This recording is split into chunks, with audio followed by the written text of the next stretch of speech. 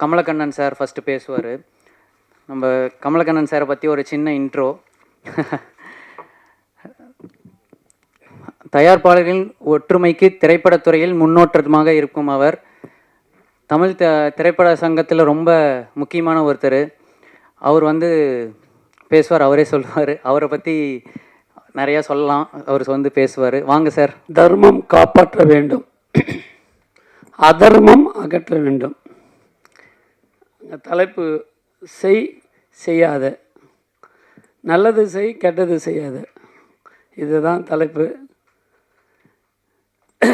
எங்களுக்கெல்லாம் ராஜா சார் முன்னாடி அவர் எம்எல்ஏ இருக்கும் போதெல்லாம் நாங்கள்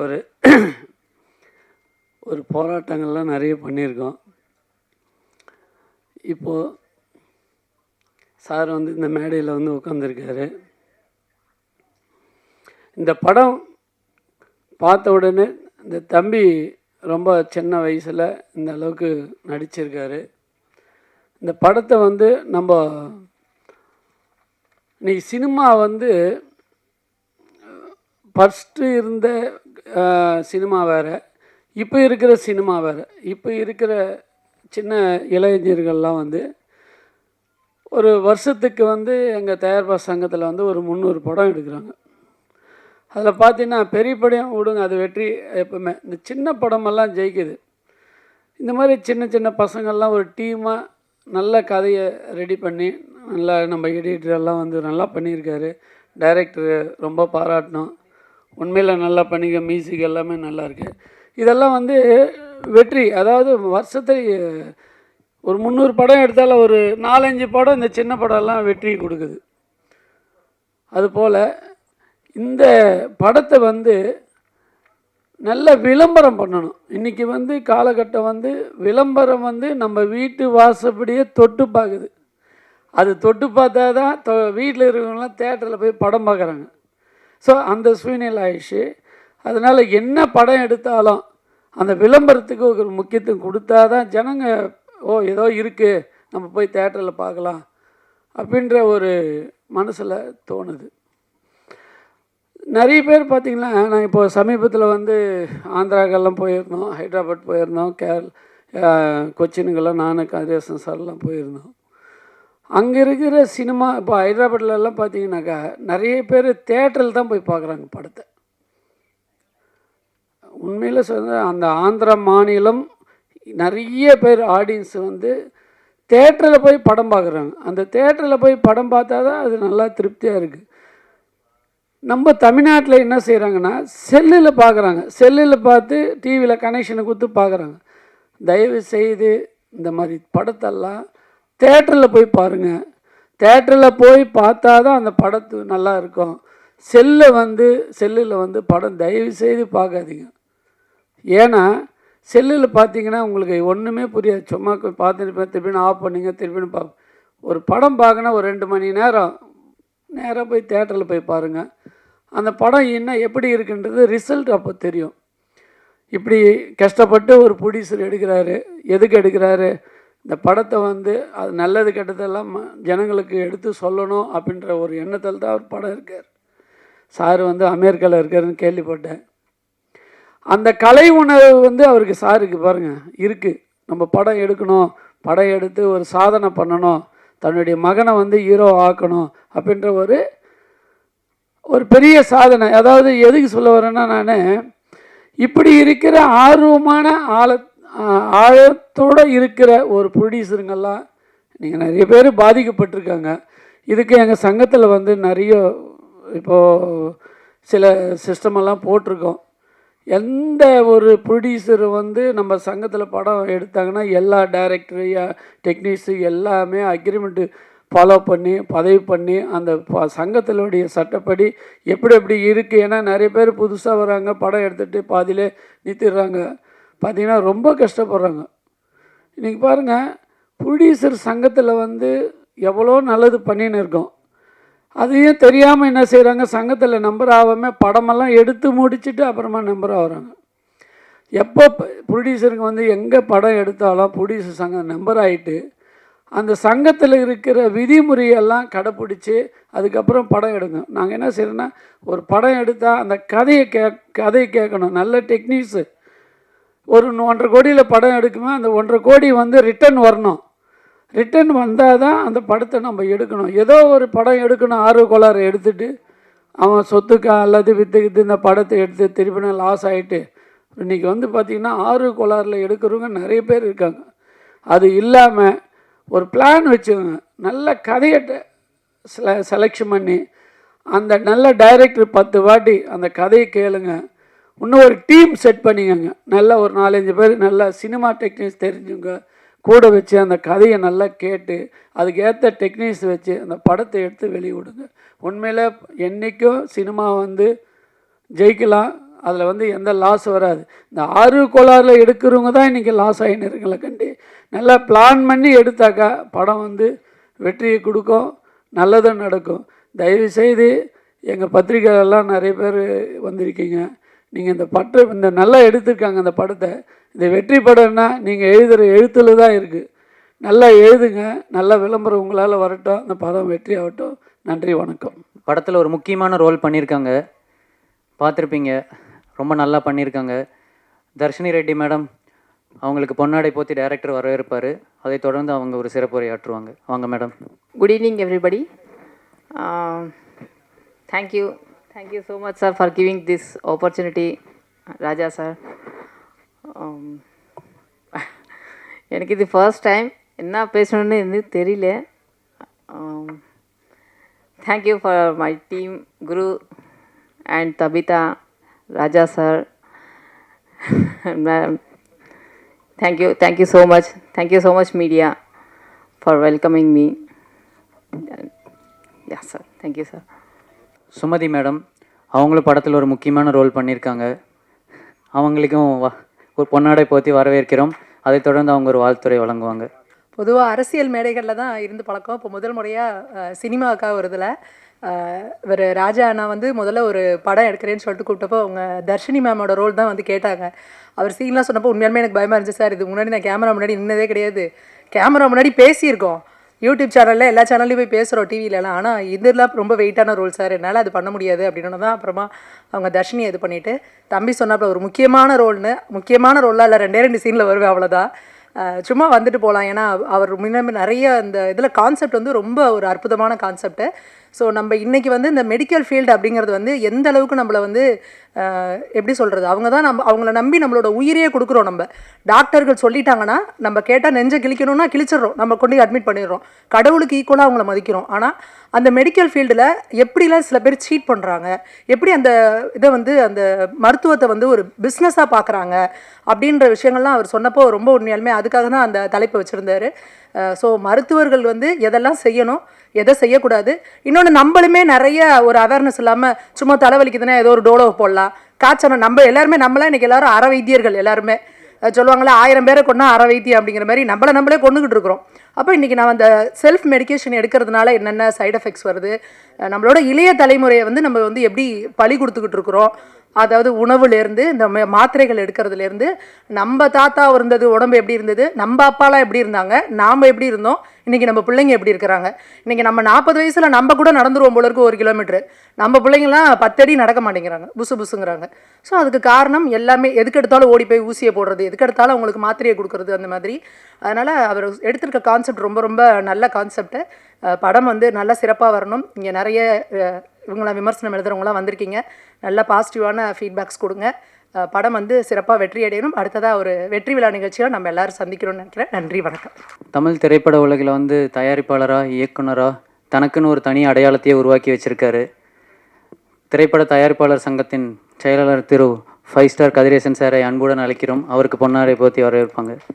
இந்த மாலை நேரத்தில் இந்த விழாவை சிறப்பிக்க வந்திருக்கும் முன்னாள் கவர்னர் மதிப்பிற்குரிய தமிழிசை சவுந்தரராஜன் அக்கா அவர்களுக்கும் மற்றும் அண்ணன் மதிப்பிற்குரிய எச் ராஜா அண்ணன் அவர்களுக்கும் மற்றும் இந்த விழாவை சிறப்பிக்க வந்திருக்கும் நண்பர்கள் மற்றும் பத்திரிகை துறை அனைவருக்கும் இனிய மாலை வணக்கம்.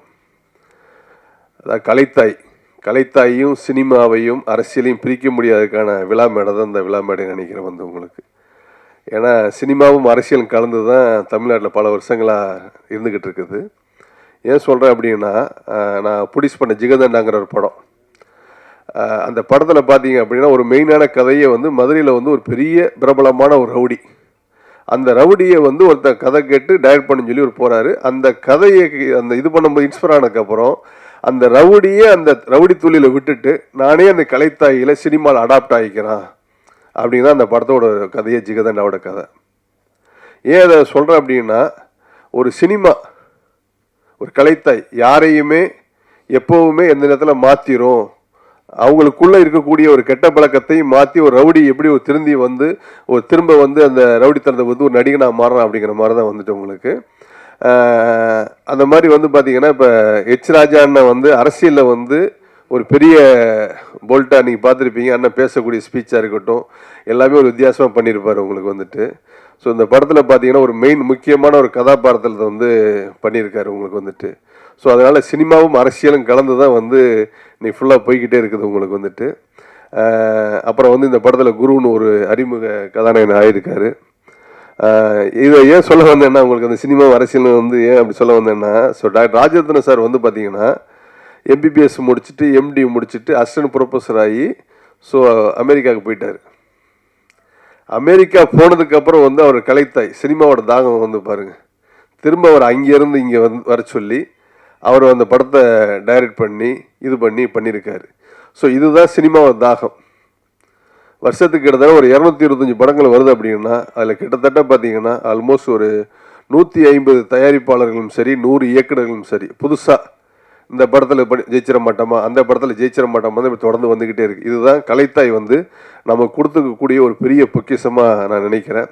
ஸோ இந்த படத்தை டைரக்ட் பண்ணியிருக்கக்கூடிய ராஜேந்திரன் சுப்ரமணியம் சாருக்கும், இந்த படத்தை ப்ரொடியூஸ் பண்ணிக்கக்கூடியதுக்கும், அப்புறம் இந்த படத்தில் எடிட்டர் சார் வந்து ராஜமோகன் சார் வந்து ரொம்ப நெருங்கிய நண்பர். அவர் ஆல்மோஸ்ட் தேசிய விருதெல்லாம் வாங்கியிருக்காரு உங்களுக்கு வந்துட்டு. அவர் இந்த படத்தை பணியாற்றியிருக்காரு. ஸோ இந்த படம் மாபெரும் வெற்றியடை, செய்யாதை மாபெரும் வெற்றியடை, எல்லாமலை இறைவனை வேண்டி விடைபெறுகிறேன். நன்றி, வணக்கம். நம்ம சவுந்தரராஜன் சார் அவரை பற்றி சொல்லணுன்னா, இப்போ எனக்கு ஆசான்னு பார்த்தீங்கன்னா எங்கள் சார், அது மாதிரி எங்கள் சாரோட ஆசான் வந்து அவருக்கு மரியாதை செலுத்த பொன்னாடை போத்து வரவேற்க நம்ம பாலாஜி சார் ஸ்டேஜுக்கு வருமாறு அன்போடு அழைக்கிறேன். அனைவருக்கும் வணக்கம். இது ஒரு வித்தியாசமான மேடை. நான் மருத்துவ கருத்தரங்கங்களை கலந்து கொண்டு இருக்கேன். ஒரு 35 ஆண்டுகள் சிறுநீரகத்துறையில் லட்சம் சிறுநீரக நோயாளிகளை பார்த்துருக்கிறேன். ஏறத்தாழ ஒரு 45 கிட்னி ஸ்பெஷலிஸ்ட்டுக்கு நான் டீச்சராக இருந்திருக்கேன். அதுபோக எனக்கு ஒரு யுனிக்காக வந்து அரசாங்க மருத்துவமனையில் அன்றைக்கு முதல் சேரும் பொழுது எம்பிபிஎஸ் முடித்தோடனே அது வந்து எனக்கு கொடுத்த அப்பாயின்மெண்ட் ஆர்டரில் Tamil Nadu medical service is please to appoint you அப்படின்னு என்னை கொடுத்தாங்க. இன்றைக்கி வந்து அன்னைக்கு வந்து மெடிக்கல் சர்வீசஸ் அப்படின்னு இருந்த வார்த்தை இன்றைக்கி ஹாஸ்பிட்டல் இண்டஸ்ட்ரின்னு மாறிப்போச்சு. ஹாஸ்பிட்டல் இண்டஸ்ட்ரின்னு மாறின பிற்பாடு அங்கே வந்து profit is the target. Profit is the target. லைஃப்பில் எல்லாருக்கும் பணம் தேவை. நான் மருத்துவ மாணவர்களுக்கு சொல்லும் பொழுது இது தான் சொல்லுவேன், உங்களுக்கும் பணம் தேவை, எனக்கும் பணம் தேவை. ஏன்னா நம்ம பெட்ரோல் பங்கில் என்னென்னா நானும் பணம் கொடுக்கணும், நீங்களும் பணம் கொடுக்கணும். அதனால் வாங்கும் பொழுது நீங்கள் பணம் எல்லோருக்கும் தேவை தான். அது வாங்கும் பொழுது இப்படி குனிந்து நின்று வாங்கிக்கோங்க. அவங்க இப்படி பாக்கெட்லேருந்து எடுக்காதீங்கன்னு சொல்லுவேன் என்னோடய ஸ்டூடெண்ட்ஸுக்கு. குனிந்து நின்று வாங்கிறது உங்களை சேவைக்கு. தஞ்சாவூர் மருத்துவக் கல்லூரியில் இருந்து நான் ஆரம்பத்தில் பணியாற்றிய பொழுது போகிற ஒவ்வொரு பேஷண்ட்டும் வெத்தலை பாக்கு, பழம், ஒன்றும் இல்லைன்னா எலுமிச்சம்பழமாவது வாங்கி அரசாங்க மருத்துவமனையில் நன்றி சொல்லிட்டு போவாங்க. அந்தளவுக்கு அவங்களுக்கு சொல்லுவோம். மரியாதைக்குரிய அண்ணன் டிஆர் பாலு அவர்கள் இருக்கட்டும், அவங்களுடைய குடும்பமாக இருக்கட்டும், மன்னை நாராயணசாமி அவர்களுக்கு வைத்தியம் பார்த்த அனுபவம் இருக்கிறது. அதே போல் மரியாதைக்குரிய புரட்சித் தலைவரின் துணைவியார் ரான் ஜானகி அம்மா அவர்களுக்கு வைத்தியம் பார்த்த அனுபவம் இருக்கிறது. மரியாதைக்குரிய கலைஞர் அவர்களுக்கு பார்த்த அனுபவங்கள் இருக்கிறது. எல்லாத்துக்கும் மேலாக மரியாதைக்குரிய சூப்பர் சார் அவர்களுக்கு கூட முதல் முறையாக அங்கே ராமச்சந்திர மருத்துவமனையில் அவர் டயலைஸ் ஆகும் பொழுது நான் தான் அவருக்கு போட்டேன். இது எங்கேயும் நான் பொது மேடையில் சொன்னதில்லை, என்னுடைய அடக்கத்தின் காரணமாக. ஆனால் வந்து எல்லாத்துக்கும் நம்ம தேவைகள் எவ்வளவோ இருந்தாலும் இன்றைக்கி மக்கள் நலன் சார்ந்த பணியில் ஒரு முதலமைச்சர் என்னென்ன செய்யணுங்கிறத அண்ணன் வந்து தர்ம போராளி நாங்கள் சொல்லுவோம். தர்ம போராளி என்று சொல்வதற்கு எல்லாத்துக்கும் குரல் கொடுப்பதற்கு ஒருத்தர் இருக்காங்க. தர்மத்துக்கு குரல் கொடுக்கறதுக்கு போராளியாக இருந்தவர் தான் அண்ணன் எச்.ஆர். ராஜா அவர்கள். அவங்க வந்து உண்மையிலே அவருக்கு ஒரு சில குரல் கொடுக்கறதுக்கு எங்களை போன்றவங்கெல்லாம் வந்து நேரடியாக வந்து மேடைகளில் குரல் கொடுக்கறதுக்கு எங்களுக்கு மனதைரியம் இல்லை. எனக்கு வந்து ஒரு ஆசைகள் இருந்தாலும் இன்றைக்கி வந்து அவருடைய படத்தை பார்ப்பதற்கு இறைவன் ஒரு வாய்ப்பை கொடுத்திருக்கிறார்கள். எல்லாத்துக்கும் காரணம் என்னுடைய ஹோம் மினிஸ்டர். எனக்கு வந்து அவங்க மற்றவங்களுக்கு கவர்னர், எனக்கு அவங்க ஹோம் மினிஸ்டர். நான் வந்து மரியாதைக்குரிய சொல்லும்போது எல்லோரும் கேட்பேன், எல்லாருக்கும் நான் சொல்லுவேன், என் பேஷண்ட்ஸ்கிட்ட சொல்லுவேன், சுகர் பேஷண்ட்டா, நீங்கள் ஐபிபி பேஷண்ட்டா, அவன் எல்லாத்தையும் வந்து உங்கள் ஒய்ஃப் சொல்கிறத கேளுங்கன்னு சொல்லுவேன். என்ன சொல்லுவேன், நான் வந்து ஒரு தடவை சொன்னால் உங்கள் வீட்டில் போய் உங்கள் ஒய்ஃப் 100 தடவை சொல்லுவாங்க. ஏன்னா வந்து உப்பு சாப்பிடாதேன்னு சொன்னால் உப்பு சாப்பிட அவங்க சொல்கிறத கேட்பாங்க. டாக்டர் சொன்னார்லன்னு கேட்பாங்க. நான் என்னென்னலாம் சொல்லணுமோ அதெல்லாம் வந்து உங்கள் ஒய்ஃப்கிட்ட அட்வைஸ் பண்ணிடுவேன். அதனால் அவங்க வீட்டில் அதை சொல்லுவாங்க. அதனால் மனைவி சொல்லை கேட்காத கணவன் இல்லை. மனைவி சொல்ல நீங்கள் கேட்டிங்கன்னா தான் நல்லா ரொம்ப நாள் வாழ முடியும். எல்லாருமே நீங்கள் எல்லாம் பெரும்பாலும் அது எல்லாருக்குமே அந்த அனுபவம் இருக்கும்னு நினைக்கிறேன். எல்லோரும் அவங்க துணைவியாரின் சொல்லை கேட்டு வாழ பழகியவர்கள் தான் நிரம்ப நாள் நல்லா ஆரோக்கியமாக இருப்பாங்க. அந்த மாதிரி ஒரு பொது மெசேஜை சொல்லி ஒரு புதிய அனுபவத்தை கொடுத்த இந்த மேடைக்கு நன்றி கூறி விடைபெறுகிறேன். நன்றி, வணக்கம். மக்களோட ரொம்ப எளிமையாக இயல்பாக பழகிற ஒருத்தர். இளைஞர்கள், பெண்களுக்கு எப்போவுமே ஊக்குவிக்கிற ஒருத்தர். கல்வி மற்றும் சமூக சேவையில் வந்து மருத்துவராக தன்னோட பயணத்தை தொடங்கி அரசியலுக்கு வந்து தமிழக பாஜக தலைவராக இருந்து, அப்புறம் தெலுங்கானா ஆளுநராக இருந்து, அப்புறம் பாண்டிச்சேரி துணைநிலை ஆளுநராக இருந்து, இன்னும் அரசியல் சேவை செஞ்சுக்கிட்டு இருக்க நம்மளோட தமிழிசை மேடமை அன்போடு வரவேற்கிறோம். அனைவருக்கும் வணக்கம். முதல்ல நமது ராஜா அண்ணனை மிகவும் பாராட்டுகிறேன். ஏன்னா எங்களோடு அரசியல் பயணித்து கொண்டிருந்தவர் இன்று திரைத்துறையில் பயணிக்கிறார். திரைத்துறையில் பயணித்தவங்கெல்லாம் அரசியலுக்கு வரும்போது அரசியலை சார்ந்தவர்களெல்லாம் திரைத்துறைக்கு வர வேண்டிய ஒரு சூழ்நிலை ஏற்படுகிறது என்பதை மரியாதைக்குரிய ராஜா அவர்கள் இதை தயாரித்ததும் டைரக்ட் செய்தது நீங்கள் தானே. இப்போ எங்கள் கணவர் டாக்டர் சவுந்தரராஜன் பேசிட்டு என்கிட்ட சொன்னாங்க, அவரை பற்றி தனியாக சொல்லணும்னு நினச்சிருந்தேன், ஆனால் வந்து எப்போவுமே மனதிற்கு நெருக்கமானவங்கள ஸ்பெஷலாக சொல்லணும்னு நினச்சிருந்தேன், நான் மறந்துட்டேன் அப்படின்னாங்க. அதனால தான் அவங்களுக்கும் சேர்த்து உங்களுக்கு எனது வணக்கத்தை தெரிவித்துக் கொள்கிறேன். தர்மர் அவர்களை பற்றி சொன்னீங்க, அவர் தான் எனக்கு பொன்னாடை போற்றினார். அவரை பற்றி சொல்லும் பொழுது மதுரையில் தான் அதிகமாக முழுசாக எடுத்தது. என்னை நேற்று ஒரு 2 நாட்களுக்கு முன்னால் தான் என்னை தொடர்பு கொண்டார்கள். ரொம்ப நாளாக அவங்கள தொடர்பு கொள்ளணும்னு நினைத்து கொண்டிருந்தேன், ஆனால் ஏதோ விடுபட்டு போச்சு அப்படின்னு சொன்னாங்க.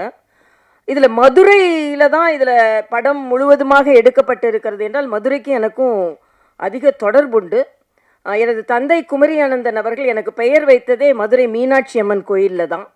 அதுலேயும் என்னென்னா சாக்லேட் கொடுக்கக்கூடாதுன்றதுக்காக மா, பலா, வாழை முக்கனியையும் வெட்டி ஒரு பாத்திரத்தில் போட்டு அதில் தேன் கலந்து கொடுத்தாங்களாம். ஆக அப்படி, ஏன்னா சாக்லேட் கொடுக்கக்கூடாது, ஏன்னா எங்கள் அப்பா எல்லாரோட விதேசி இல்லை சுதேசியாக தான் எல்லோரும் இருக்கணும் அப்படின்னு அடிக்கடி சொல்கிறதுனால, ஆக மதுரைக்குள்ளே எடுத்த படம் என்பதனால் எப்படியோ நான் வந்து இணைந்து கொண்டேன் என்று நான் நினைக்கிறேன். அதே மாதிரி இந்த நிகழ்ச்சிக்கு தம்பி பேர் என்னப்பா? குரு விஜய். விஜய்னாலே திரைப்படத்துறையில் வெற்றி பெற முடியும். அதனால் குரு விஜய் நிச்சயமாக வெற்றி பெறுவார். அவருக்கு எனது வாழ்த்துக்களை தெரிவித்துக் கொள்கிறேன். ஏன்னா அவர் இளைய வயது ஹீரோ, அவர் அறிமுகமாகி இருக்கிறார். அவருக்கு எனது வணக்கம். அதே மாதிரி இங்கே சகோதரி சுமதி அவர்கள், அவங்கெல்லாம் நடிச்சிருக்காங்கன்னு எனக்கு தெரியவே தெரியாது. தர்ஷினி அவர்கள், வாசு அவர்கள், அது மாதிரி ராஜா முகமது அவர்கள், வர்ஷா அவர்கள், கமலக்கண்ணன் அவர்கள், ரவி அவர்கள், எண்ணூர் ரவி அவர்கள், கேமராமேன் வாசு அவர்கள், 5 ஸ்டார் கதிரேசன் அவர்கள், பாலாஜி அவர்கள் மற்றும் அனைவரும் ஏறக்குறைய எனக்கு யாரெல்லாம் பேர் சொன்னாங்களோ அவங்களெல்லாம் மனதில் வைத்துக்கொண்டு, உங்கள் பேர் என்னங்க? ராஜா சொல்லிட்டேன். ராஜா முகமது அவர்கள் தான் எடிட்டர்னு கேள்விப்பட்டேன். எல்லாவற்றிற்கும் மேலாக இங்கே நிறைய ராஜா இருக்காங்க. அண்ணன் ராஜா, ப்ரொடியூசர் ராஜா, டைரக்டர் ராஜா, ராஜா முகமது, சவுண்ட் இன்ஜினியர் ராஜா, சவுந்தர் ராஜா, அதை மறக்கக்கூடாதுல்ல நான். அதனால் எல்லோரும் இங்கே அமர்ந்திருப்பதற்கு எனது நன்றி. உண்மையிலேயே எனக்கு இங்கே கமலக்கண்ணன் அவர்கள் பேசும்போது ஒன்று சொன்னீங்க. பிஆர் ராஜா, நன்றி. அப்போ கமலக்கண்ணன் அவர்கள் ஒன்று சொன்னாங்க, அனுபவ ரீதியாக அவர் சொன்னதுன்னு நினைக்கிறேன், விளம்பரம் செய்யுங்கள். எவ்வளவுதான் நல்ல, எங்கள் அப்பா அடிக்கடி சொல்லுவாங்க, கல் உட்கார்ந்த இடத்துல விற்றுருது, மோரை குவி குவி தான் விற்கணும் அப்படின்னு. ஆக மோர் வந்து இப்போ அதுவும் நம்ம டாஸ்மாகை பற்றி இப்போ கேட்கவே வேண்டாம், உட்கார்ந்த இடத்துல விற்கிது, இனிமேல் ஆன்லைனில் வேறு வரப்போகுதான். ஆனால் அதிக விளம்பரம் வரணுன்றதுக்கு ஒரு சின்ன கதை நான் சொல்லுவேன். ஒரு விவசாயி இருந்தார், அவருக்கு வந்து ரொம்ப வறுமையில் வாடிக்கொண்டிருந்தார். இந்த நிலத்தை எப்படியாவது விற்றாதான் நம்ம பிழைக்க முடியும்னு ஒரு சூழ்நிலையில் வந்தார். ஒரு விளம்பரம் எழுதுகிற, நம்ம பத்திரிகை தம்பிங்கெல்லாம் இங்கே நிறைய பேர் வந்திருக்கீங்க, விளம்பரதாரர்களும் நிறையா இருப்பீங்க. ஆக விளம்பரம் எழுதுவதற்கு கூப்பிட்டு ஒரு விளம்பரம் எழுதி கொடுத்தம்பி, இந்த நிலத்தை விற்கலைன்னா என்னால் பிழைக்கவே முடியாது போல இருக்கு அப்படின்னு சொல்லுவார். உடனே விளம்பரம் எழுதுவார் அந்த தம்பி. ரொம்ப விளம்பரம் எழுதுறதுல ரொம்ப பிரபலமானவர். அதனால என்ன எழுதுவார்னா, ஒரு காணி நிலம் இருக்கிறது, இந்த நிலம் ரயில்வே ஸ்டேஷனுக்கு பக்கத்தில் இருக்கிறது. ரயில்வே ஸ்டேஷன் பக்கம்னா ஒரு எப்படியும் ஒரு 50 கிலோமீட்டர் இருக்கும், அதான் ரயில்வே ஸ்டேஷன் பக்கம். அது பக்கத்தில் ஒரு ஸ்கூல் இருக்குதுன்னு எழுதுனா அது எப்படி ஒரு 25 கிலோமீட்டர் இருக்கும். பக்கத்தில் ஸ்கூல் இருக்குது, பக்கத்தில் மார்க்கெட் இருக்குது, ஈசான மூலையில் ஒரு கிணறு இருக்குது, ஒரு 2 நல்ல மாமரம் இருக்குது, நல்ல மாம்பழம் பழுக்கக்கூடிய மாமரம் இருக்குது, ஒரு தென்னை மரம் இருக்குது, 2 கொய்யா மரம் இருக்குது. ஆக இப்படிப்பட்ட நிலம் விற்பனைக்கு அப்படின்னு சொல்லி எழுதிட்டு அதை அந்த விவசாயிகிட்ட காண்பிச்சுட்டு, இந்த கட்டணம் கொடுங்கய்யா அப்படின்னு கேட்பார். அந்த விளம்பரத்தை படிச்சுட்டு அந்த விவசாயி சொல்வார், நான் இந்த நிலத்தை விற்க போகிறதில்ல அப்படிம்பார். உடனே இந்த விளம்பரம் எழுதின தம்பிக்கு கோபம் வரும்.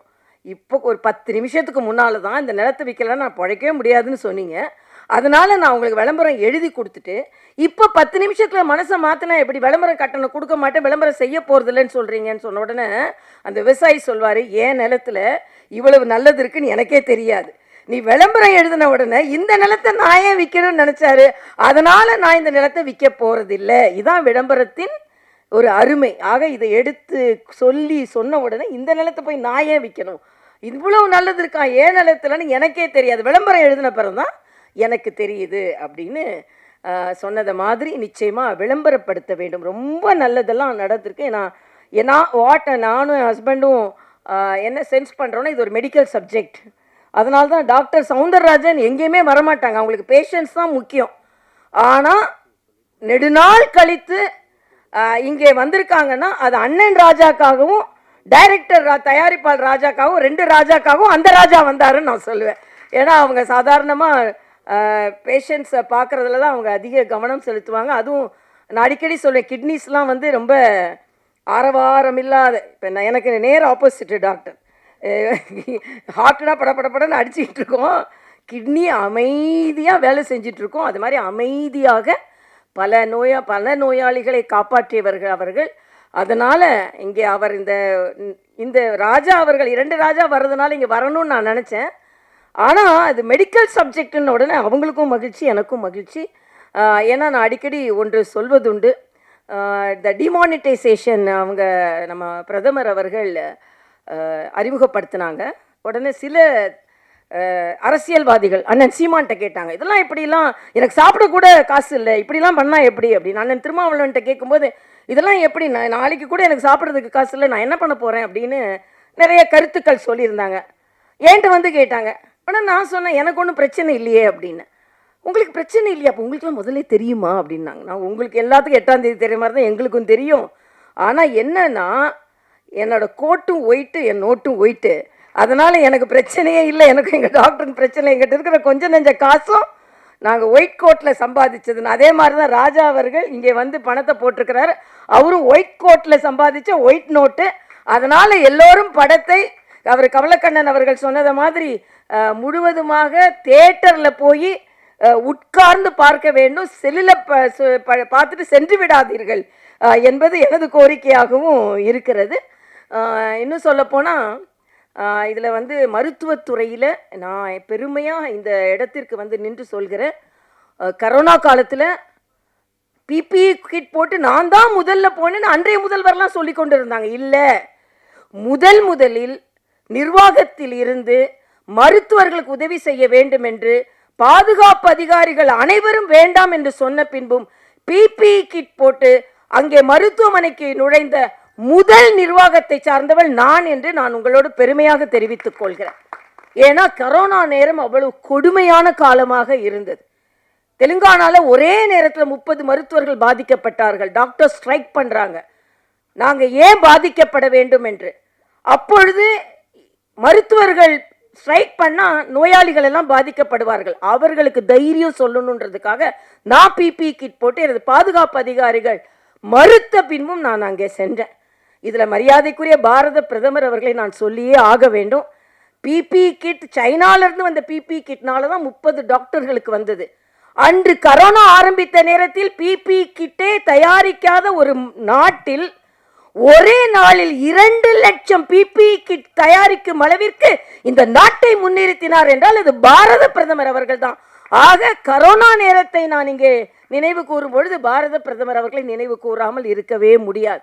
அதே மாதிரி தான் தடுப்பூசி, 150 நாடுகளுக்கு தடுப்பூசி கொண்டு போனோம் என்றால் அதற்கு பாரத பிரதமரின் அந்த முயற்சி தான் காரணம். அதில் முதலில் அந்த தடுப்பூசியை உருவாக்கியவர் நம் தமிழ்நாட்டை சார்ந்தவர், குடியாத்தத்தை சார்ந்தவர். அதாவது பாரத் பயோடெக்காரர்கள் ஹைதராபாத்தில் இருந்தாலும் தமிழ்நாட்டை சார்ந்தவர்கள்.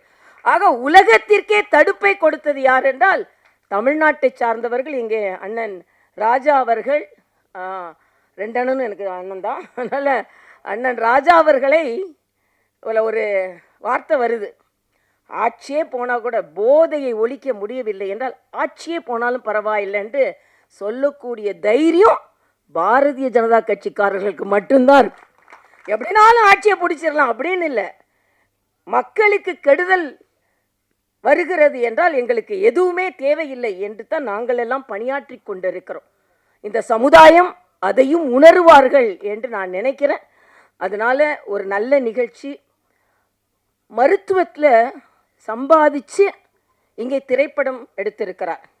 நான் அடிக்கடி ஒன்று சொல்வதுண்டு. நான் ராமச்சந்திரா மருத்துவக் கல்லூரியில் பணியாற்றி கொண்டிருக்கும் பொழுது ஒரு நோயாளி ரொம்ப கவலையாக இருந்தார். அவர்கிட்ட கேட்டேன், ஏங்க இவ்வளோ கவலையாக இருக்கீங்க, என்னாகுமோன்னு கவலைப்படாதுங்கன்னு சொன்னேன். அதுக்கு அந்த நோயாளி சொன்னார், என்னாகுமோன்னு கவலைப்படலை டாக்டர், எவ்வளோ ஆகுமோன்னு தான் எனக்கு கவலையாக இருக்கிறது என்று சொன்னார். ஆக எல்லா டாக்டரும் அப்படி கிடையாது. நாங்கள் எல்லாருமே சேவையில் மருத்துவம் பார்ப்பவர்கள். எங்கள் டாக்டர்லாம் பார்த்திங்கன்னா கிட்னி டிரான்ஸ்பிளான்ட்டு நிறைய நாளில் ஃப்ரீயாக பண்ணி கொடுக்குறாங்க. அதனால் நாங்கள் எல்லாருமே ஒரு நியாயமான மருத்துவர்கள். அதனால தான் அநியாயமான மருத்துவர்களை பார்த்தவுடன் கோபம் வந்திருக்கிறது இவர்களுக்கு. அதனால் இதை பார்த்த உடனே மருத்துவர்கள் எல்லாருமே இப்படி தான் நினச்சிடாதுங்க. நல்ல மருத்துவர்கள் இருக்கிறார்கள் என்பதற்கு ஆரம்பமாகவே சொல்வதற்காகத்தான் நாங்கள் எல்லாம் இங்கே வந்திருக்கிறோம் என்று நான் நினைக்கிறேன். அதனால் நிச்சயமாக இந்த படம் வெற்றி பெற வேண்டும். எனக்கு ரொம்ப சினிமா பார்க்குற பழக்கம் கிடையாது. ஒருத்தர் வந்து இது விளையாட்டாக சொல்கிறேன், ஒருத்தர் வந்து ஒரு கதை எழுதிட்டு முடிக்க முடியாமல் ஒரு டாக்டரை கூப்பிட்டாராம். எனக்கு கதையை முடிக்க முடியலைங்க அப்படின்னு நீங்கள் கொஞ்சம் வாங்கினாராம். உடனே டாக்டர் சொன்னாராம், எங்களை பேஷண்ட்ஸை பார்க்க தானே கூப்பிடுவாங்க, நீங்கள் ஏன் கதையை முடிக்கிறதுக்கு என்ன கூப்பிட்றீங்கன்னு, நிறைய பேர் கதையை நீங்கள் முடிச்சிருக்கீங்க, அதனால் உங்களை நான் கூப்பிட்றேன் அப்படின்னு சொன்னாராம். அப்படிப்பட்ட டாக்டர் நாங்கள் கிடையாது. ஆனாலும் இந்த கதையை வளர்க்குறதுக்கும் கதையை நல்லா நடத்துறதுக்கும் நாங்கள் இங்கே வந்திருக்கோம். எல்லாத்துக்கும் மேலே நான் பிரதானமாக இங்கே வந்தது ராஜா அண்ணனுக்காக. ராஜா அண்ணன் நாங்கள் எல்லாரும் ஒரு அரசியல் கட்சியிலேருந்து எல்லாரும் எவ்வளவோ லாபகரமாக, அரசியல் என்றாலே அது பட்டத்திற்கும் பதவிற்கும் சம்பாத்தியத்திற்கும் என்று இல்லாமல் கொள்கைக்காக தனது வாழ்நாளில் உரக்க குரல் கொடுத்து கொண்டிருக்கும் தர்ம போராளிக்காக நாங்கள் இங்கே வந்தோம் அப்படின்றதில் நான் பெருமை அடைகிறேன். அது மட்டும் இல்லை, டாக்டர் சவுந்தரராஜன் அவர்களை எந்த நிகழ்ச்சிக்கும் நான் கூட்டிகிட்டு வரமாட்டேன். ஏன்னா நான் ஹோம் மினிஸ்டர்னு சொன்னால் ஹோம் மினிஸ்டர் கொஞ்சம் ஸ்ட்ரிக்டாக இருந்தால் தான் நல்லது. ஆனாலும் அவர்களும் வந்தார்கள் என்றால் உண்மையிலேயே 2 ராஜாக்களுக்கும் நாங்கள் வணக்கம் செலுத்துவதற்காக நான் மறுபடியும் சொல்கிறேன். எல்லா தமிழ்நாட்டு மக்களுக்கு நான் கேட்டுக்கொள்கிறேன், இந்த படத்தை தியேட்டரில் சென்று பார்த்து நல்லதை நல்லவர்களுக்காக, டூஸ் அண்ட் டோன்ட்ஸ், இது ரொம்ப நல்ல பேர், செய்யாதே, நல்லதை செய், நல்லது இல்லாததை செய்யாதே என்பதான் வரும்னு நான் நினைக்கிறேன். அப்படிதான் இருக்க முடியும். ஆனால் அரசியல்வாதி அப்படி சொல்ல முடியாது. அரசியல்வாதி நல்லதை செய்வாங்கன்னு சொல்ல முடியாது. இல்லை செய் அப்படின்னா எதையோ செய்யாதேனா நல்லதை செய்யாதே அப்படின்னு கூட அரசியலில் இருக்கவங்களை எடுத்துக்கொள்ளலாம். ஆனாலும் ஒரு நல்ல திரைப்படத்தை பார்த்ததில் என் அப்பா அடிக்கடி ஒன்று சொல்லுவாங்க, ஒரு சின்ன ஜோக் மாதிரி சொல்லுவாங்க. இந்த கலப்படம் சொன்னாங்க, அதில் நான் வந்து டயலாகை பார்த்து தெரிஞ்சு கொண்டேன். ஏதோ ஒரு மருந்துகளை வைத்துலாம் அவங்க வியாபாரம் செய்கிறார்கள் என்று. அந்த நேரத்தில் கலப்பட மருந்துகள் அதிகமாக வந்து கொண்டிருந்த நேரம் ஒரு நோயாளி டாக்டர்கிட்ட போகிறாரு. டாக்டர் மருந்து எழுதி கொடுக்குறாரு. அதனால் எங்கள் அப்பா அடிக்கடி சொன்ன ஒரு சின்ன இது, அந்த காலத்தில் கலப்பட மருந்து வந்து கொண்டிருந்த நேரத்தில் டாக்டர்கிட்ட போங்க, ஏனென்றால் டாக்டர் பிழைக்க வேண்டும் அல்லவா. டாக்டர் கொடுத்த மருந்து சீட்டை கொண்டு மருந்து கடைக்காரரிடம் கொடுங்கள், மருந்து கடைக்காரர் பிழைக்க வேண்டும் அல்லவா.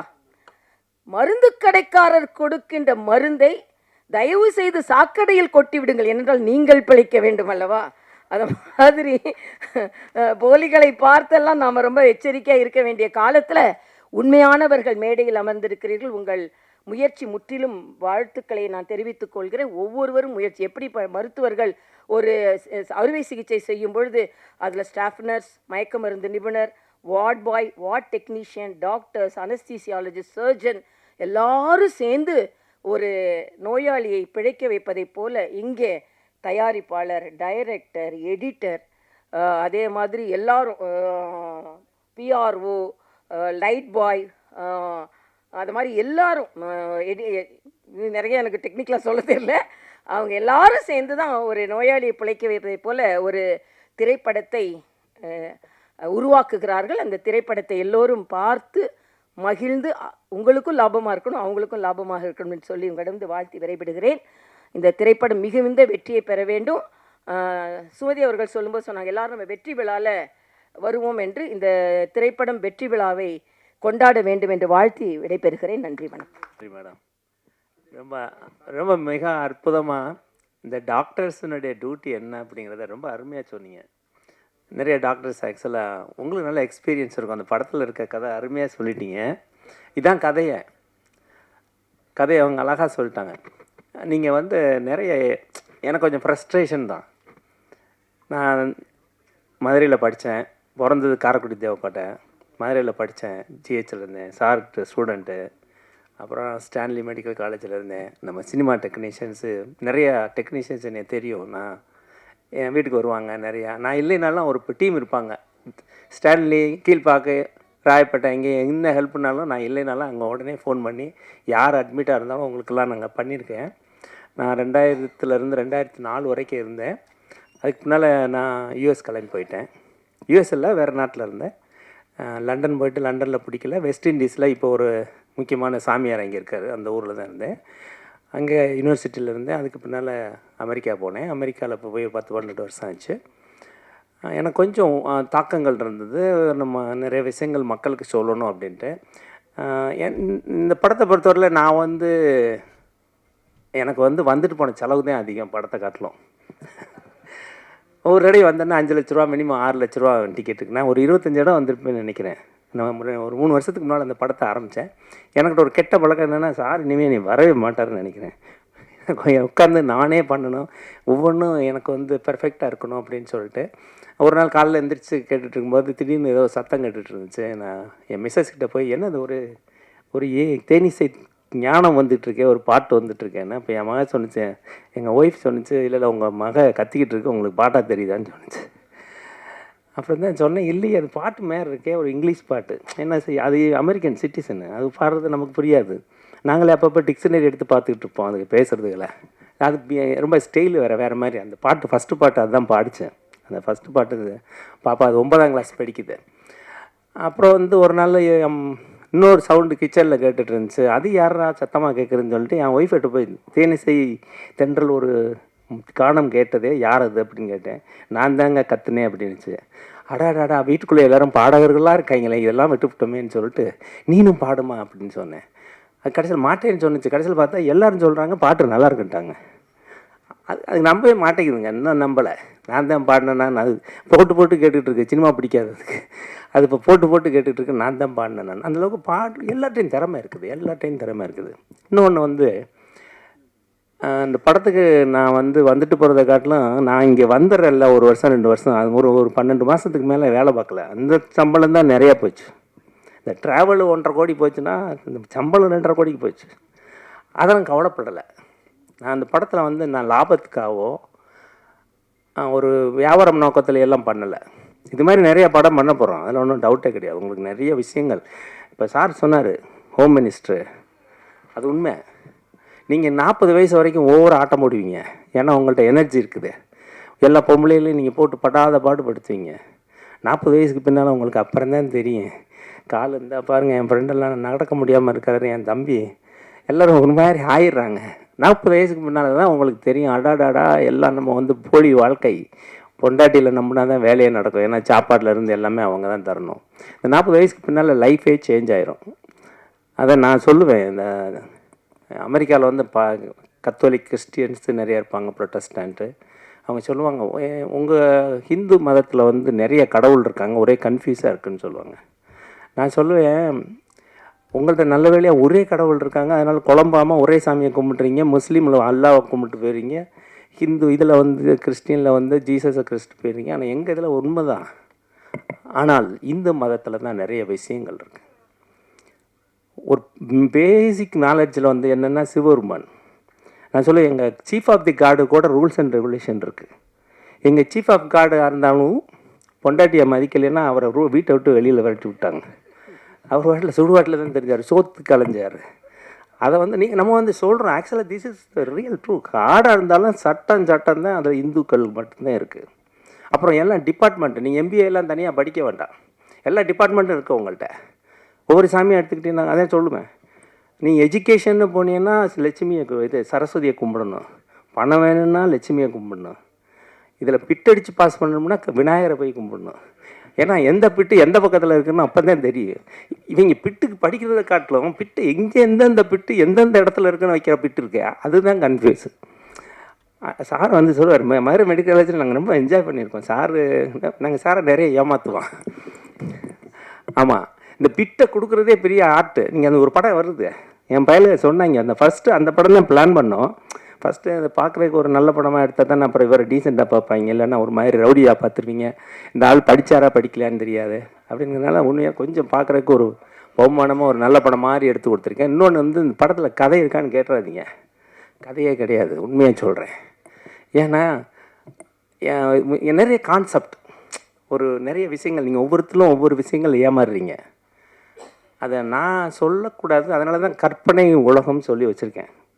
ஏன்னா நிறைய எல்லா டாக்டர்ஸும் கெட்ட டாக்டர்ஸ், நிறைய டாக்டர்ஸ் நல்லவங்க, நிறைய டாக்டர்ஸ் நல்லவங்க, நர்சஸ்லாம் சூப்பர். ஆனால் நம்ம இந்தியாவில் தான் பெஸ்ட்டு டாக்டர்ஸ் நர்சஸ். நீங்கள் போன உடனே வைத்தியம் பார்க்குறீங்க, வெளியில் போய் பாருங்கள். அமெரிக்காவிலலாம் நான் ஒரு டாக்டர், எனக்கு பிரைமரி டாக்டருக்கு நான் 1.5 மாதம் வெயிட் பண்ணணும், அப்பாயின்மெண்ட் கிடையாது. ஆஸ்பத்திரிகளில் போனீங்கன்னா நான் டாக்டர், என் ஆஸ்பத்திரி பெரிய ஆஸ்பத்திரி, 1000 பேர் இருக்காங்க, 1000 பேஷண்ட்டு, நான் பெரிய டாக்டர் இங்கே. ஏன்னா எல்லா டாக்டர்களுக்கும் தெரியும், எனக்கு வைத்தியம் பார்த்துருவாங்கன்னு வச்சுருங்க, அது வேறு. நம்ம எப்படி இங்கே ஸ்டான்லியில் இருந்தவோ எப்படி மதுரை மெடிக்கல் காலேஜோ எனக்கு செல்வாக்கு எங்கே போனாலும் இருக்குது, அது ஒன்றும் பிரச்சனை இல்லை. நான் தமிழ் டாக்டர்ஸ் அசோசியேஷனில் 4 ஸ்டேட்டுக்கு நான் தான் கவர்னரு. 1500 டாக்டர் நான் உருவாக்கி விட்டேன். ஆக்சுவலி 600 டாக்டர் தான் இருந்தாங்க. நான் ஒரு 2 வருஷமாக அந்த டாக்டர்ஸுடைய எண்ணிக்கையை 1200 டாக்டர் ஆக்கியிருக்கேன், தமிழ் டாக்டர்ஸ் அசோசியேஷனை. அது மாதிரி நிறைய உருவாக்கிட்டு இருக்கோம். இப்போ நான் எதுக்கு சொல்ல வந்தேன்னா, இது ஒரு மானிட்டரி பெனிஃபிட்டுக்காக நான் பண்ணலை. ஏன்னா எனக்கு செலவை காட்டிலும் படத்தில் செலவு கம்மி தான். 2வது இப்போ பார்த்தா நாங்கள் மதுரையில் ஓன் பில்டிங்கே வாங்கியிருக்கோம். இப்போ நடிகர்கள்லாம் தங்குறதுக்கு எல்லாத்துக்கும் பில்டிங், ஒரு ஸ்டுடியோவே ரெடி பண்ணிகிட்ருக்கோம். மெட்ராஸ்லேயும் பண்ணுறேன். இல்லை இங்கே நிறைய நல்ல நல்ல சப்ஜெக்ட்லாம் நல்ல நல்ல கதையெல்லாம் வச்சுட்டு டேரக்டர்ஸு டெக்னீஷியன்ஸ்லாம் இருக்காங்க, இவங்களெல்லாம் உருவாக்கணும். எங்களுக்கு கஷ்டம் கிடையாது. நிறைய டாக்டர்ஸு டென்டிஸ்ட்லாம் வர்றாங்க, அவங்கெல்லாம் நிறைய போட போகிறாங்க பணம். அவங்கனால உங்களை நிறைய பேரை உருவாக்கணுங்கிறது எங்களோடது. 2வது நீங்கள் நிறையா விஷயங்களை படிச்சுட்டு போங்க. இப்போல்லாம் நிறையா கூகுள்லேயே நிறைய விஷயங்கள் வருது, என்னென்ன மெடிசன்ஸு இதெல்லாம் சொல்லி நிறையா இருக்குது. இன்னும் ஒரு பெரிய பெருமை என்னென்னா, நம்ம ஊரில் இங்கே ஒரு சொர்க்கங்க, அது நீங்கள் எல்லோரும் சொர்க்கத்தில் இருக்கீங்க. நீங்கள் வெளிநாட்டுக்கு போனீங்கன்னா தான் தெரியும். சும்மா நாங்களாம் சும்மா அம்பக்கு இந்த பயவுல எல்லோரும் அந்த ஊரில் போயிட்டு வரும்போது இப்போ இந்த ஆஃப்டர் ஹவுசர் போட்டுட்டு பண்ணுற பந்தா தாங்க முடியலங்க. நீங்கள் எல்லோரும் என்னடா டாக்டர் நீங்கள் பார்த்துருப்பீங்க, பேண்ட்டை போட்டு வருவீங்கன்னு தான் எதிர்பார்த்துருப்பீங்க. நான் வேஷ்டியை கட்டணும்னு சொன்னேன். நான் மாடு பிடிச்சி வந்தேன். நாங்கள் கிராமத்தில் இருக்கிற அந்த சார் தெரியும், நான் அவரும் பால் கறக்குவார், நானும் பால் கறத்துருவேன். என்ன சார்? ஆமாம், நாங்கள்லாம் சும்மா எளிமையான ஆட்கள் தான். நாங்களும் விவசாய குடும்பத்திலேருந்து வந்தவங்க தான். ஆனால் என்ன ப்ராப்ளம்னா ஏமாத்துறது. இப்போ நமக்கு வந்து என்ன பெருமைனா, இந்தியன்கிற ஒரு பெரிய மகப்பெரிய நம்ம உண்மையிலே பயங்கரமான இந்தியன் அப்படிங்கிறது நீ வெளியில் போனால் தாங்க தெரியுது. ஆமாம், நீங்கள் வெளியில் போய் பார்த்துக்கிட்டீங்கன்னா இன்றைக்கி நம்ம இந்தியா ஒரு பயங்கரமான பேரோடு இருக்குது. இன்றைக்கி நான் சொல்லக்கூடாது, அரசியல் நான் பேசக்கூடாது, நான் அரசியல்வாதி கிடையாது. என்கிட்ட சார் கூட கேட்பாங்க, சார் ராஜா சாரை நடிக்க வச்சுருக்கிறாரு, இவர் பிஜேபியாக இருப்பார் அப்படின்னு. ஆனால் நமக்கு அரசியலுங்கிறது கிடையாது. ராஜா சார் வந்து என்னுடைய அண்ணனுக்கும் தம்பி முத்துசெல்வம் இருக்கார். எங்களுக்கெல்லாம் வந்து அவங்க வந்து ஒரு குடும்ப நண்பர். என்னுடைய மைத்துனர் அவர் காரைக்குடி வைஸ் சான்சலர் இருந்தார். காரைக்குடியில் எங்கள் அண்ணன் வக்கீலாக இருக்கிறாரு. எல்லாம் அவங்கெல்லாம் ராஜா சாருக்கு ரொம்ப குடும்ப நண்பர்கள். எனக்கு இந்த ரோலுக்கு வந்து ராஜா சார் ஆப்டாக இருப்பார் அப்படின்னு சொல்லி நான் போய் ஒரு நாள் ஃபோன் பண்ணேன். உடனே வர சொன்னார். போனேன், பார்த்தேன், பேசினேன். அவ்வளவு, அதாவது எனக்கு வந்து எப்படி சொல்கிறதுன்னு சொல்லிட்டு நான் ரோலை சொல்லி எனக்கு பண்ணணும் அப்படின்னு சொன்னோன்னே ஒரு வார்த்தையோடு சொல்ல, தம்பி எனக்கு நடிக்க தெரியுமான்னாரு. நீங்கள் நடிக்கவே வேணாம், பாரதி ராஜா வந்து சிவாஜி கணேசன் அப்படியே வாங்க நடங்க போங்கன்னு சொன்னார், அது மாதிரி நீங்கள் அதே மாதிரி செஞ்சால் போதும் அப்படின்னு சொன்னேன். அதே மாதிரி தான் செஞ்சார். ஆனால் பார்த்தீங்களா, சிவாஜி கணேசனுக்கு பின்னால் அடுத்து ஒரு ஆள் வந்துட்டார். உண்மையில ரொம்ப பெருமையாக இருந்துச்சு. ரொம்ப அழகாக பண்ணியிருக்காரு, எமோஷனல். அப்படியா அதை காட்டில் எனக்கு என்னதுன்னா, மெட்ராஸிலேருந்து ஷூட்டிங்க்கு வர்ற ஒரு நாள் தான் நான் அவரை ரொம்ப கஷ்டப்படுத்தக்கூடாதுன்னு கூப்பிட்றதுக்கு நான் டிக்கெட்டு ஃப்ளைட் டிக்கெட்டு போட்டேன். அவர் உடனே அங்கேருந்து சத்தம் போட்டார், எப்படி டிக்கெட் போடுவேன் நீ? நான் போட்டேன். அந்த உடனே பணத்தை கொடுக்க சொல்லிட்டார். இப்படியெல்லாம் நேர்மையான ஒரு மக்கள்லாம் பார்த்தா எனக்கு ஆச்சரியமாக இருக்குது. உண்மையிலே அவர் எனக்கு தலை வணங்கணும் அவர்கிட்ட. அது மாதிரி அவருக்கு உடம்பு சௌரியம் இல்லை, எனக்கு நல்லா தெரியும். இந்த ஸ்ட்ரோக்குக்கு முன்னால் நான் வந்து அவரை பார்த்து, என் மிஸ்ஸஸ் அங்கேருந்து அமெரிக்காவிலேருந்து வாட்ச் பண்ணுறாங்க, வீடியோ எடுத்துகிட்ருக்காங்க, சொல்கிறாங்க அவர் ஒரு மாத்திரை சாப்பிட்டாரா, அவரை தூங்க விடுங்க, ரெஸ்ட் எடுக்க விடுங்க. டப்பிங்க்கு வந்துட்டார், ஷூட்டிங்க்கு சொல்லிக்கிட்டே இருக்கார். நான் 12 மணியாக இருந்தாலும் உனக்கு இருந்து எடுக்கிறேன் பாண்டு 6 மணியோடு முடிச்சிட்டேன். நீங்கள் வந்ததே போதும். அவர் எப்படி ஒரு கலைஞனை நான் பார்க்க முடியாது. அவரை வந்து நீங்கள்லாம் அரசியல்வாதியாக பார்க்குறீங்க. ஒரு பெரிய கலைஞன். அவர்கிட்ட நிறைய விஷயம் இருக்குது. நான் இன்னொன்று கூட நினச்சிட்டு இருந்தேன், முதல் மரியாதையினுடைய அடுத்த பாகத்தையோ இல்லைன்னா தேவர் மகனுடைய அடுத்த பாகத்தையோ நான் எடுக்கணும்னு பிளான் பண்ணியிருக்கேன். இல்லை இவர் ஒரு பெரிய ஞானி. ஆமாம், மேடத்தை நான் பிளான் பண்ணேன். என்ன ப்ராப்ளம்னு அவர் கவர்னர் ஆகிட்டாங்க. இந்த கவர்னர் ஆனால் ஒன்றும் பண்ண முடியாது. நம்ம எப்படி சிஎம் விஜய் ஆகிட்டாரோ, நீங்கள் எப்படி மிஸ் பண்ணுறீங்களோ அது மாதிரி இந்த மாதிரி அரசாங்கத்தில் போய் உட்காந்துட்டிங்கன்னா பண்ண முடியாது. நான் கவர்மெண்ட் அதிகாரி இருந்தால் பண்ண முடியாது. ஆனால் நல்லா கவர்மெண்ட் அந்த அம்மா ஒன்று இருந்துச்சு, ஒன்றும் சொல்லலை. நான் கவர்மெண்ட் அதிகாரி இருக்கும்போது சில சமயம் சினிமா இதில் எல்லாம் வந்து அதை நான் நடித்த படத்தையே அந்த அம்மா போட்டு பார்த்துச்சு, காக்கா காக்கான்னு ஒரு படம். ஆனால் நல்ல வழியாக கலைஞர் கருணாநிதி, ஜெயலலிதா அம்மா, எம்ஜிஆர், அதுக்கு பின்னால் இப்போ நம்ம விஜய், எல்லாருமே கலைஞர்கள். அவங்க வந்து நீங்கள் கலைத்துறையில் நீங்கள் இருந்தாலும் அரசாங்கத்தில் இருந்தாலும் பயப்படாதீங்க. நிறைய பேர் கலைஞர்கள் இருக்காங்க, சில அதிகாரிகள்லாம் இங்கே இருக்காங்க. நீங்கள்லாம் கலைஞர்கள், வெளியில் வரலாம். முதலமைச்சர்களை பொறுத்தவரை யாரும் சொல்ல மாட்டாங்க, ஏன்னா இவங்கெல்லாம் கலைஞர்கள். நம்மளும் இருக்க அரசியல்வாதியெல்லாம் கலைஞர்கள் ஆக்கிட்டோம்னா நமக்கு பிரச்சனை கிடையாது. அதனால் ரொம்ப நன்றி. என்னுடைய மிகப்பெரிய மதிப்புக்கும் மரியாதைக்கும் உரிய மேடம், நல்லா வந்து என்னை ரொம்ப கௌரவிச்சிட்டிங்க. சார் வந்து அவருடைய ஸ்டூடெண்ட் என்றைக்குமே. ஆமாம், ரொம்ப நன்றி. என்னுடைய மைண்ட் ரோலுக்குனுங்க நம்ம ப்ரொடியூசர் சங்கத்தில் எனக்கு மிகவும் உறுத்தான நண்பர்கள். இப்போ ராஜா சாரை வந்து ஒரு சிறப்புரையை அவர் ரொம்ப நேரம் இருக்கக்கூடாது, ரொம்ப எனக்காக ரொம்ப வந்துட்டு நீங்கள் உட்காந்தே பேசுங்க. சாருடைய உரையை கேட்போம். முன்னாள் ஆளுநர் திருமதி தமிழிசை சவுந்தரராஜன் அவர்களே, டாக்டர் சவுந்தரராஜன் அவர்களே, திரு ராஜசேகர் அவர்களே மற்றும் மேடையில் இருக்கின்ற இந்த படத்தின் மூலமாக கலைஞரானவர்கள் அல்லது ஏற்கனவே கலைத்துறையில் இருப்பவர்கள் அனைவருக்கும் என்னுடைய சிறந்தாழ்ந்த வணக்கத்தை சொல்லி, நீங்கள் பார்த்தீங்கன்னா சரியாக 6 மாதம் வந்து எல்லா டாக்டர்களும் இப்போ இன்றைக்கி செக்கப்புக்காக வந்திருந்தேன். நீங்கள் பார்த்தீங்கன்னா டாக்டர் சொல்கிற முதல் வார்த்தை, இவ்வளவு சீக்கிரம் பெரலிட்டிக் ஸ்ட்ரோக் வந்து ரெக்கவர் ஆனவங்க ரொம்ப ரேர் அப்படின்னு சொன்னாங்க. அதுக்கு வந்து டாக்டர் தமிழிசை சவுந்தரராஜன் அவர்கள் என் கூடவே இருந்தது ஒரு காரணம். என்ன வந்து நாம் எதுவுமே இயல்பாகவே செய்யணும் அப்படின்னு நினச்சா நம்மளை படுக்க போடுறதும் இயல்பாக ஒரு நடந்த நிகழ்ச்சி மாதிரி இன்றைய தினம் 6 மாதத்துக்குள்ளே உங்களுக்கு நடுவில் பேசக்கூடிய அளவிற்கு ஆண்டவன் எனக்கு உதவி இருக்கான். அதை வந்து நம்ம மறுக்கவே முடியாது. இந்த படத்தை பொறுத்தவரை டாக்டர் ராஜசேகர் அவர்கள் ஒரு விஷயத்தை சொல்ல விட்டுட்டாருங்க. மேக்கப்பே கிடையாது. இந்த படம் எடுத்ததில் மேக்கப்பே கிடையாது. சாதாரண காஸ்டியூமில் வந்தேன். படம் அவங்க சொன்னதை செஞ்சு கொடுத்துட்டு நாம் வீட்டுக்கு வந்துட்டோம். அந்த அளவிற்கு இந்த படம் பெரிய அளவில் மக்கள்கிட்ட வரவேற்பை பெறுங்கிற நம்பிக்கை எனக்கு இருக்கிறதுக்கு ஒரே காரணம், நாம் இயல்பாக சூழ்நிலைக்கு ஏற்ற மாதிரியாக இந்த படத்தை டாக்டர் ராஜசேகர் அவர்கள், அவருடைய டீம், தம்பி குரு, இவங்க எல்லாருமா சேர்ந்து எடுத்திருக்காங்க.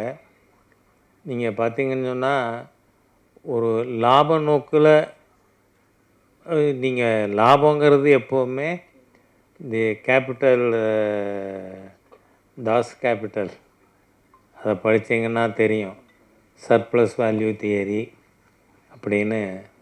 அந்த சர்ப்ளஸ் வேல்யூ இல்லைன்னு சொன்னால் அடுத்த இன்வெஸ்ட்மெண்ட்டுக்கு எங்கேருந்து பணம் வரும்? அதனால் கம்யூனிஸ்ட்டுகளோட தியரியே கம்யூனிஸ்ட்டுகள் தான் உடைச்சாங்க. அது வந்து இட்ஸ் இம்ப்ராக்டிகபிள் அப்படின்னு சொல்லி அந்த சர்ப்ளஸ் வேல்யூ அது வர முடியாது அப்படின்னு கம்யூனிஸ்ட் நிரூபிக்குது.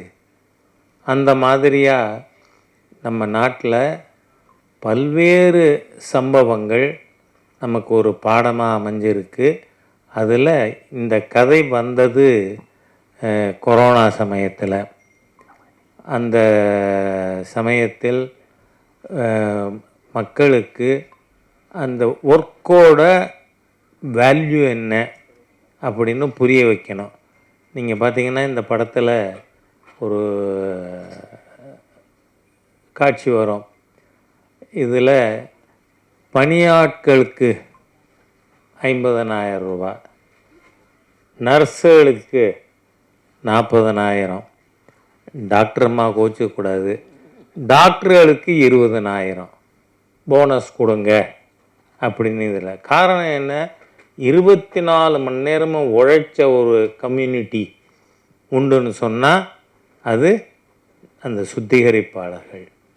அவங்க வந்து அன்னைக்கு ஒரு நாள் ஸ்ட்ரைக் இருந்திருந்தா கூட நாம் நாறி போயிருப்போம். அந்த மாதிரியாக இந்த மருத்துவத்துறையின் மூலமாக மக்களுக்கு எப்படி போய் அடைய முடியும் என்பதையும், அதில் ஊழல் செய்கிறவனை ஆட்சியே போனாலும் ஊழல் செய்கிறவனுக்கு எதிராக நடவடிக்கை எடுக்கணும் அப்படிங்கிற தீம் மக்கள்கிட்ட சென்றடைவதற்காக எடுக்கப்பட்ட படம். நிச்சயமாக எனக்கு நல்ல நம்பிக்கை இருக்குது. வர்ற வெற்றி விழா நடக்கும் பொழுது நான் ஓடிப்போய் மைக்கில் நின்று பேசுகின்ற அளவிற்கு நிச்சயமாக இருக்கும் என்கின்ற என்னோட நம்பிக்கையும் தெரிவித்து இந்த படம் வெற்றி பெறணும். அதை மக்கள் அனைவரும் ஓடுன்னு நீங்களும் ஓடுவீங்க. ஏன்னா இன்றைக்கி 3வதுன்னா சூப்பர் ஸ்டார் ரஜினிகாந்த் அவர்கள் என்னை பார்க்க வந்தார். அப்போது வாங்க எப்படி இருக்கீங்க அப்படின்னு கேட்டேனா, என்னங்க நீங்கள் எப்படி இருக்கீங்கன்னு பார்க்குறதுக்கு நான் வந்திருக்கேன், என்ன எப்படி இருக்கீங்கன்னு நீங்கள் கேட்குறீங்களேன்னு. டாக்டர்ஸ் வேர் சர்ப்ரைஸ்டு. பெரலிட்டிக் ஸ்ட்ரோக் வந்தவர் அவர் வாங்கன்னு வரவேற்கிறார் அப்படின்னா அந்த அளவிற்கு ஆண்டவன் அருளோடு இருக்கான் அப்படிங்கிறத நாம் மறுக்கவே முடியாது. எனவே இந்த விஷயத்தில் படம் மிகப்பெரிய வெற்றியாக ஓடும். அந்த ஓடுறத ராஜா ஓடி போய் பார்ப்பான். அந்த அளவுக்கு சூழ்நிலை இருக்கும், உங்களுடைய ஆசி இருக்கும் அப்படிங்கிறத தெரிவித்து வார்த்தைகளை நிறைவு செய்கிறேன். வணக்கம்.